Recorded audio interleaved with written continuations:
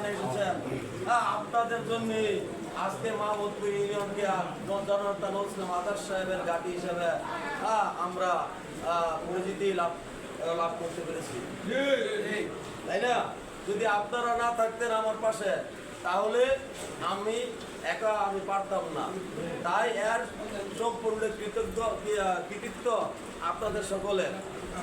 তাই আমি বলছি, আজকে একটি কথা বলতে চাই, আমি মনোনয়ন চাবো কেন? আমি মনোনয়ন চাবো না। আমি যখন এই মোটর শোভাযাত্রা করেছি, আপনারা জানেন যে আপনারা এই মোটর শোভাযাত্রাকে আপনারা সাফল্যতা লাভ করেছেন। সেটা আপনাদের কৃতিত্ব, সেটা আমার কৃতিত্ব না। আপনারা যদি না থাকেন তাহলে কিন্তু আমি থাকতে পারবো না। আপনারা যদি আমার পাশে থাকেন, ইনশাল্লাহ আমি থাকতে পারবো আপনাদের প্রতিনিধি হিসাবে। তাহলে আরেকটি কথা বলি, অনেকে মনে করেন যে আমি অমুক গ্রামের, আমি এই গ্রামের, ও আরেকজন আরেক গ্রামের। আসলে আমি রাজনীতি করি সাংগঠনিকভাবে, আমার কোনো নির্দিষ্ট গ্রাম নাই।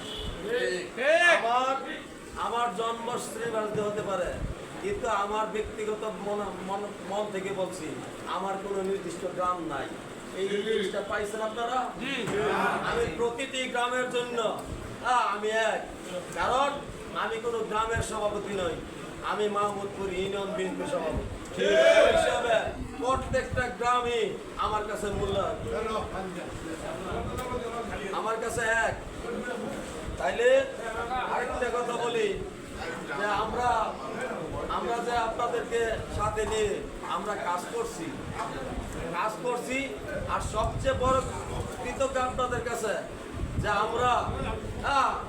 আমরা সম্মিলিতভাবে এই মাহমুদপুর থেকে আমাদের প্রাণপ্রিয় অভিভাবক, রাজনৈতিক অভিভাবক মাননীয় এমপি মহোদয় জননেতা নজরুল আদর্শ সাহেবকে বিপুল ভোটে আমরা এই মাহমুদপুর থেকে প্রত্যেকটা সেন্টারে আমরা জয়যুক্ত করে দিয়েছি, তাই না?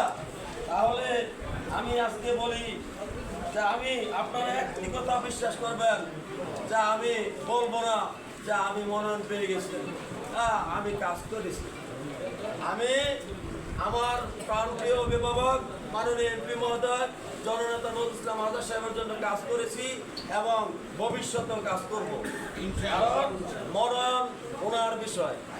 আমার নেতা যদি মনে করেন, মাননীয় এমপি মহোদয় যদি মনে করেন যে মাসুম শিকারী চেয়ারম্যান প্রার্থী হয়েছে, তাকে আমি নমিনেশন দিব মাহমুদপুর ইউনিয়নবাসীকে যাতে সাথে নিয়ে কাজ করতে পারে।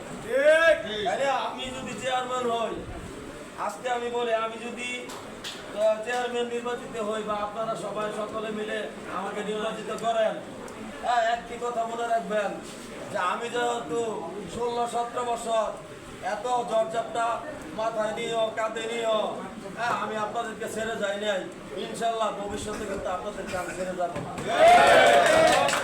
আমি রাজপথের একজন কর্মী, আমি আমার মাননীয় এমপি মহোদয় জননেতা নজরুল আদর্শ সাহেবের রাজপথের একজন নিবেদিত কর্মী।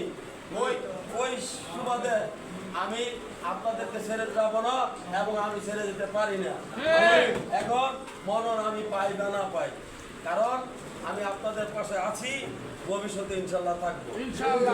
আমার কথা একটাই যে মাননীয় এমপি মহোদয় আমাকে সভাপতির দায়িত্ব দিয়েছেন, আমি সভাপতির দায়িত্ব পালন করতেছি। উনি যদি মনে করেন যে আমি ওনার পরিবার যদি মনে করেন যে মাসুম শিকারী মনোনয়ন দিলে মাহমুদপুর থেকে নির্বাচিত হয়ে আসতে পারবে, আমি তাহলে আমি প্রার্থী হব। আর যদি মনে করেন যে না, মাসুম শিকারী থেকে ভালো কোনো ব্যক্তি আছে, তাহলে আমার নেতা যে সিদ্ধান্ত দিবে ওই সিদ্ধান্ত মোতাবেক আমি ইনশাল্লাহ কাজ করব। তাই আমি বক্তব্য দীর্ঘায়িত করব না। আপনাদের সকলে এখানে এই বৃষ্টি উপেক্ষা করে আপনারা আমার ডাকে সাড়া দিয়েছেন, এই জন্য আপনাদেরকে আন্তরিকভাবে আমি ধন্যবাদ জানাচ্ছি। তাই আমি এখানে আমার বক্তব্য শেষ করছি। সবাই ভালো থাকবেন।